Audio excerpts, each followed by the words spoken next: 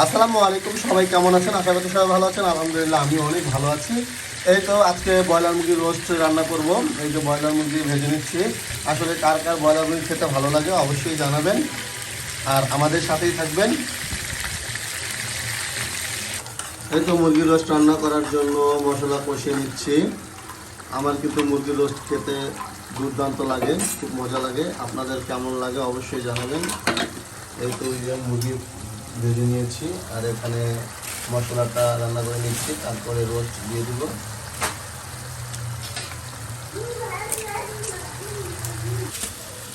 এই তো গোস্তগুলো দিয়ে দিয়েছি। এখন দুধ আর ঘি দিলেই রোস্টটা কমপ্লিট হয়ে যাবে। কালারটা কিন্তু খুব জোশ আসছে। দুধটা আর ঘি দিলে আর একটু কালারটা ছেড়ে দিবে। ইয়া দিছো, কেওড়া জল দিছো? ব্রয়লার মুরগির রোস্টটা শুধুমাত্র এই তো রোস্টের ফাইনাল লুক। রোস্ট হয়ে গেছে। এখন একটু ঘি দিয়ে নেব।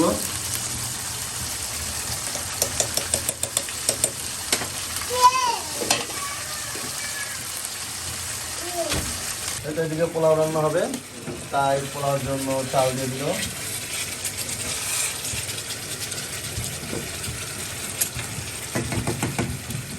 পোলাওটা কাছে মজা হবে মনে আমি রান্না করতে মনে তো হয় না। এটা তো দেখুন আজকে আপনি রান্না করতেছেন না, কতটুকু মজা হয় আমি দেখবো। আপনি এমনিও ভালো রিভিউ কখনোই দেন না। আচ্ছা ঠিক আছে, দেখবো। একটু ঝালগোস্ত রান্না করব, শুধু রোস্ট দিয়ে তো আর পোলাও খাওয়া যায় না, তাই একটু ঝালগোস্ত রান্না করব। তাই গোস্তটা ম্যারিনেট করে নিচ্ছি। আদা রসুন দেবো?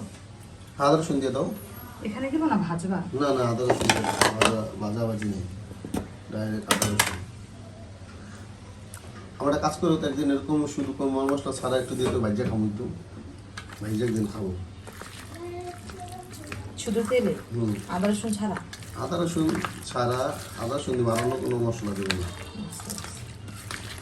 এই তো ঝালগোস্ত বসিয়ে দিয়েছি এখানে। পোলাওর সাথে একটু ঝালগোস্ত না হলে কি হয় বলেন, তাই ঝালগোস্ত বসিয়ে দিলাম।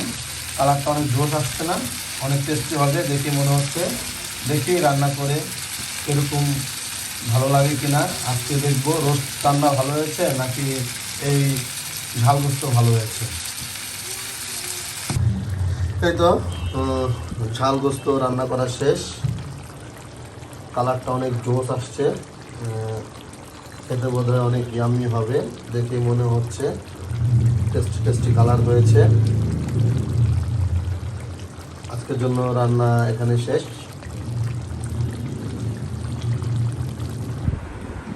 দেখি আজকে আমার গিন্নি সব রান্না করেছে, দেখি কেমন টেস্ট হয়। বুঝছেন, জানি মজা হবে না, তারপরে একটু বুঝেন না, খেয়ে একটু রিভিউ দিতে হবে ভালো, নাহলে কি চাকরি থাকবো। এটা কার? এটা শুভর না আয়ানের? আয়ানের প্লেট কোথায়? ওইটাই, তাহলে একটু কমাই দিই। দাঁড়া আমি একটু খেয়ে নিই, দেখি একটু রিভিউ দিই।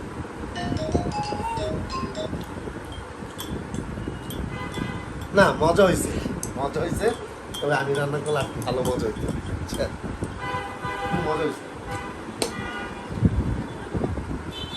ও আয়ান তো আবার লেগ পিস খাবে। এই তো কত বড় লেগ পিস। এরকম আয়ান,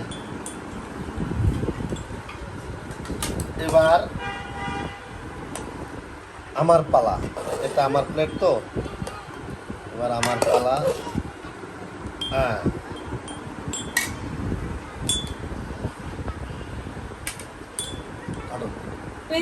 এই তো আজকে এই পর্যন্তই। খাবারগুলো আপনাদের সাথে শেয়ার করলাম, কি কি রান্না করেছি আর কি কি খাবো। অন্য একদিন অন্য একটি ব্লগ নিয়ে আপনাদের সামনে হাজির হয়ে যাবে। আজকে পর্যন্তই। আসসালামু আলাইকুম, আল্লাহ হাফিজ।